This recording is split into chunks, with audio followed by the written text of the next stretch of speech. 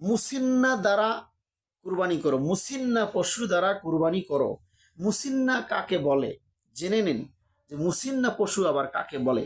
ক্বালা রাসূলুল্লাহ সাল্লাল্লাহু আলাইহি ওয়াসাল্লাম লা তাযবাহু ইল্লা মুসিন্না ইল্লা আন ইয়াসরা আলাইকুম ফাতাযবাহু জুজআতাম মিনাদ দানি।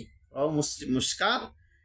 রাসূল সাল্লাল্লাহু আলাইহি ওয়াসাল্লাম বলেন, তোমরা মুসিন্না পশু ব্যতীত কুরবানি করো না। অর্থাৎ মুসিন্না দুধে দাঁত ভেঙে নতুন দাঁত গজিয়েছে, ছাগল, গরু, উর্দু যে পশু কুরবানি করবেন, দুধের দাঁত ভেঙে নতুন দাঁত গজিয়েছে, এই প্রাণীকে মুসিন্না বলা হয়। তাই তোমরা এই মুসিন্না পশু ব্যতীত কুরবানি করো না, অর্থাৎ দাতাল পশু তোমরা কুরবানি করো। ইল্লা ইয়াসরা আলাইকুম ফাতাযবাহু জুজআতাম মিনাদ দানি। যদি তোমার কুরবানির পশু না পেয়ে থাকো, বাড়িতে নিরুপায় হয়ে বাড়িতে দেখা যাচ্ছে একটা ভেড়া বা একটা ছাগল, একটা খাসি 1 বছর পূর্ণ হয়ে গেছে, উপযুক্ত দেখা যায়, তবুও কুরবানি করা যাবে।